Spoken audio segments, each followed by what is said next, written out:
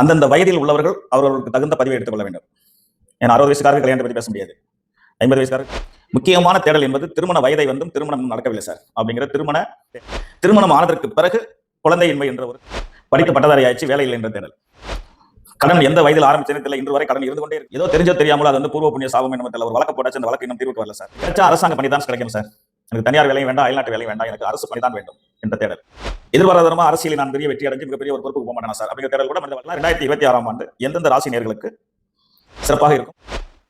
உலக தமிழர்கள் அனைவருக்கும் என்னுடைய பணிவான வணக்கம்.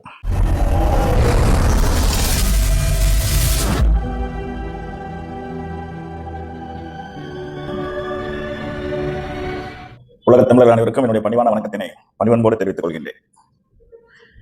என்னுடைய இந்த அர்த்தமுள்ள யூடியூப் சேனல் மக்கள் மத்தியில் பெரிய வருவதற்கு காரணம் நான் உண்மையை சொல்றேன் அப்படிங்கிறது தான். நான் உண்மையை மட்டும்தான் சொல்வேன், நிச்சயமா தவறு கூட தவறு செய்ய மாட்டேன். என்னுடைய மக்கள் வந்து எனக்கு அளித்து வரும் ஆதரவு வந்து மிகப்பெரிய ஆதரவு.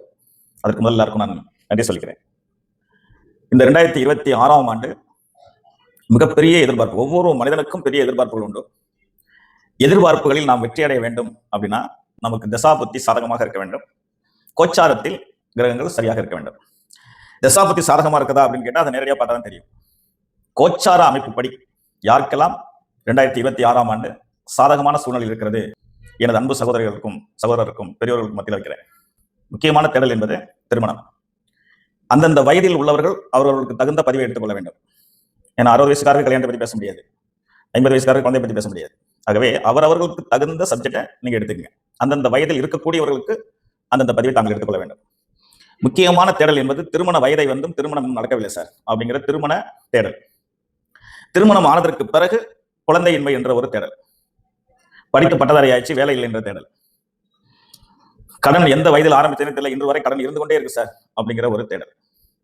ஏதோ தெரிஞ்சோ தெரியாமல் அது வந்து பூர்வ புண்ணிய சாபம் என்ன தெரியல, ஒரு வழக்கு போட்டாச்சு, அந்த வழக்கு இன்னும் தீர்வுக்கு வரல சார் அப்படிங்கிறவங்க ஒருத்தங்க.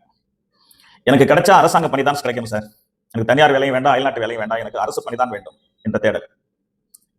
எதிர்பாராதமா அரசியலில் நான் பெரிய வெற்றி அடைஞ்சு மிகப்பெரிய ஒரு பொறுப்புக்கு போக மாட்டேன் சார் அப்படிங்கிற தேடல் கூட மனித வாழ்க்கையில் இருக்கிறது. இப்ப திருமணம், குழந்தையின்மை, வேலை, கடன், வழக்கு, அரசு பணி, அரசியல் யோகம், இவையெல்லாம் 2026ஆம் ஆண்டு எந்தெந்த ராசி நேயர்களுக்கு சிறப்பாக இருக்கும் அல்லது சிறப்பாக செய்து வைப்பார்கள் என்று கேட்டால், 1 ரிஷபராசி நேயர், 2 கடகராசி நேயர், 3 துலாம் ராசி நேயர், 4 மகரம், 5வதாக விருச்சிகம். இந்த 5 ராசி நேயர்களுக்கும் சனீஸ்வர பகவான் பயிற்சியாகும் இடம் சாதகமான இடம், குரு பகவான் பயிற்சியாக போற இடம் சாதகமான இடம். கோச்சாரத்தில் இந்த 2 நபர்களுக்கு மட்டும்தான் அதிக சக்தி இருப்பதாக நாம் எல்லாம் பேசிட்டு இருக்கோம். அது நீண்ட தூரமாக ஆய்வாயிடும். மற்ற கிரகங்களுக்கு பலன் இல்லையான்னு கேட்டால் அது நீண்ட ஆய்வு.